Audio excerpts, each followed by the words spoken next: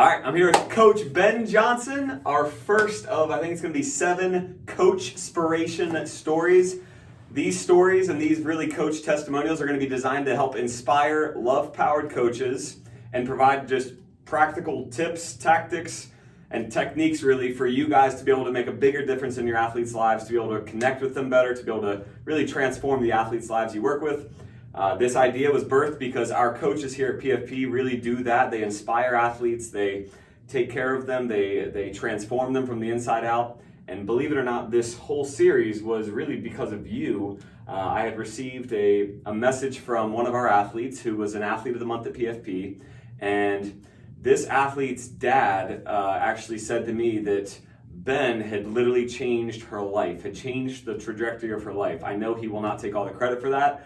But nonetheless, that's why we sit here today, because I want to really interview Ben for a few minutes and just ask you probably some things I don't know about you in order to help, again, equip and inspire coaches who, at the end of the day, whether you're a sports coach or a strength and conditioning coach or a mentor or a youth pastor, doesn't matter.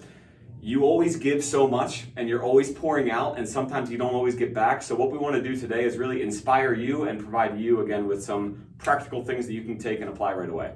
So if I do my job right, I need to pull these things out of Ben today. Don't make it too hard on me, man.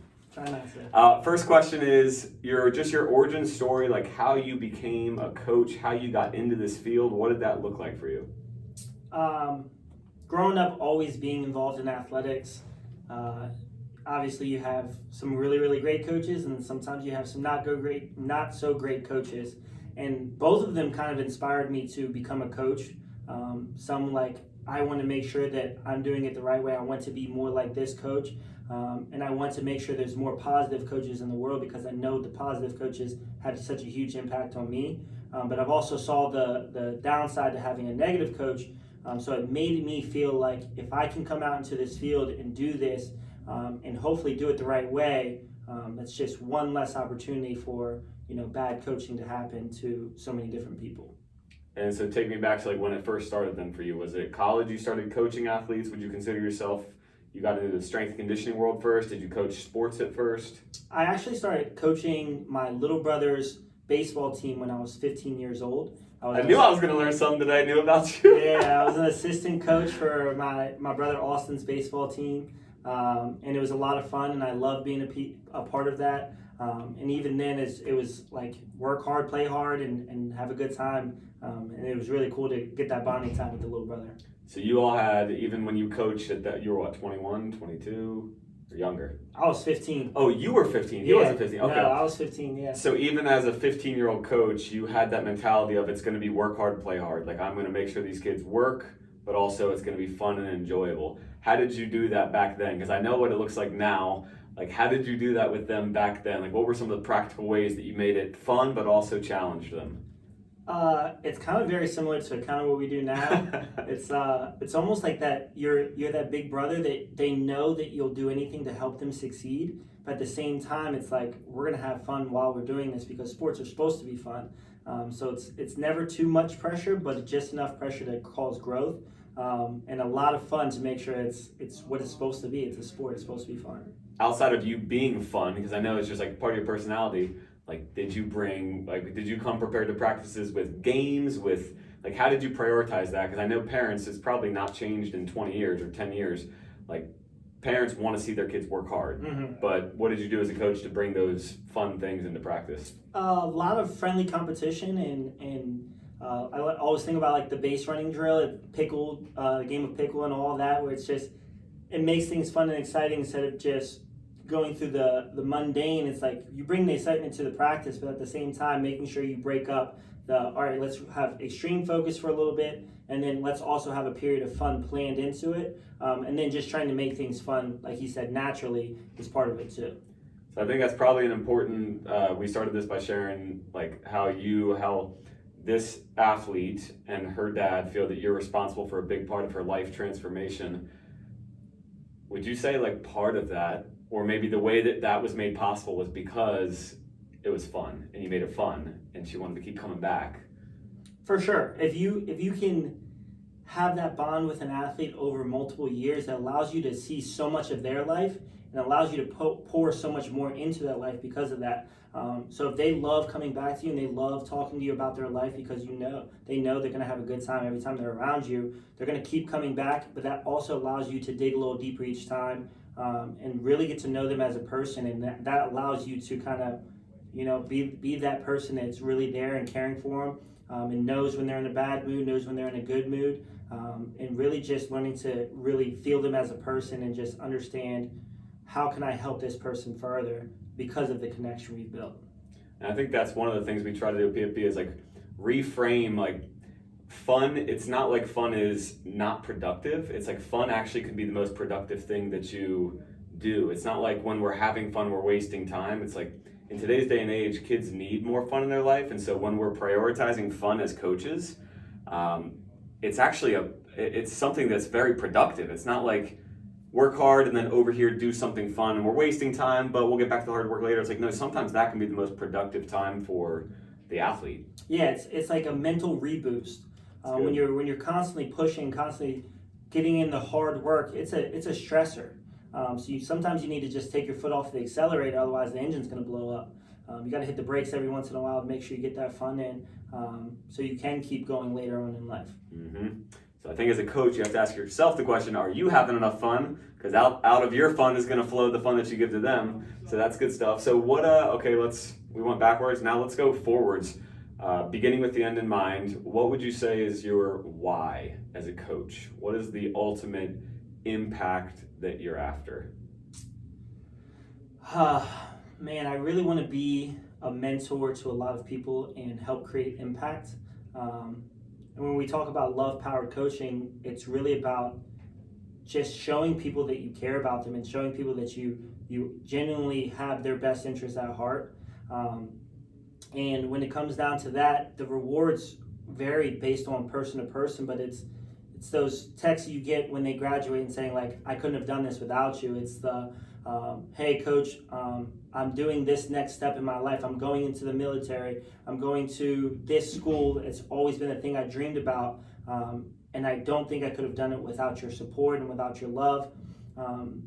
We have a lot of tough kids. That's not always true, but sometimes it's just being there with them along the journey that allows them to feel confident enough to do it. And that's really what we want. We want them to feel confident. We want them to attack things that they normally wouldn't attack and really just feel like things are possible because they have that support system around them. So then getting a little more practical, what does like a day look like for Ben as a love-powered mentor, a love-powered coach? I know what your in-session looks like, right? Mm-hmm. Like Ben's here, he coaches, let's say 5 sessions in a day, and it's strength and conditioning. You heard from him, it's fun, he connects with them.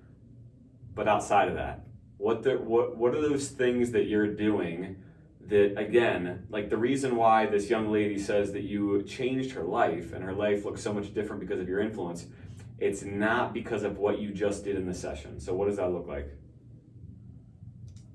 It looks like a lot of different things. You're going to wear a lot of different hats as a coach because you're going to wear the hat of going to their games and supporting them, talking them through when something bad's happening, talking them through when something good's happening, academics, and stressing the importance of being a good academic and a good person and a good athletic, and trying to piece that all together in their development as a person and who they want to become.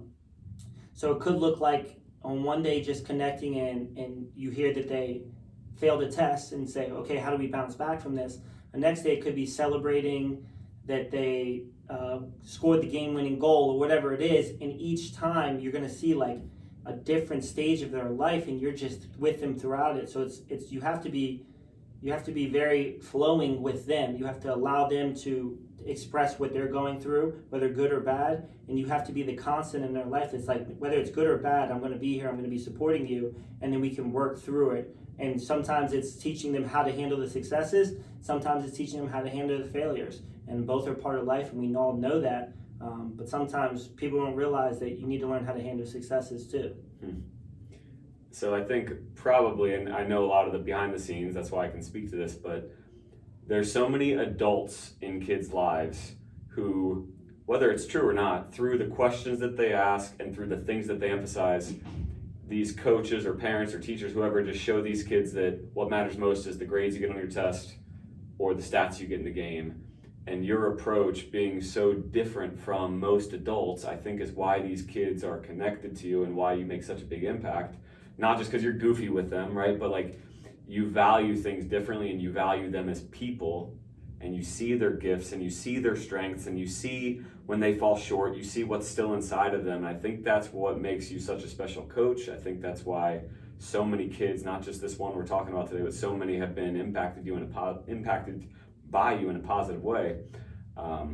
What is like one last, if you haven't shared it already, if you have, great, what is one last thing you would share to a coach right now who might be struggling because they're given so much and they feel like it's like maybe not paying off, or they're just tired, they're burnt out, they're getting, top down, maybe athletic directors are pushing down on them, like a coach who's tired and that needs to be re-inspired, what would you say to them?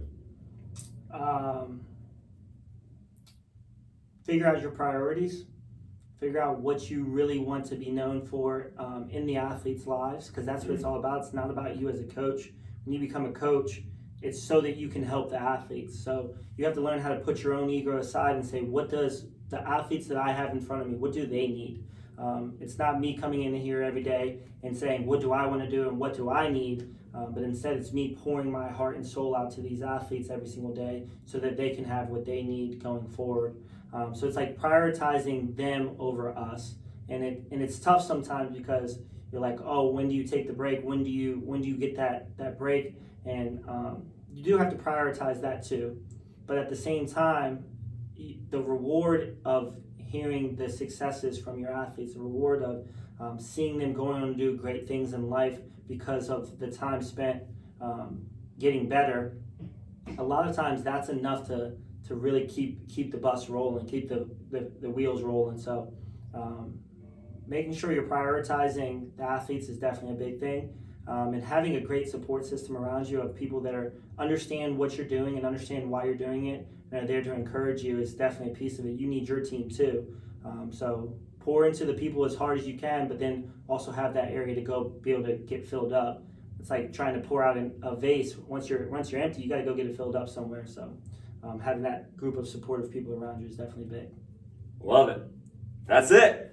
Coach Ben, appreciate you, brother. Thanks Thank for you. all you do and the impact that you make in the kids' lives. Yeah.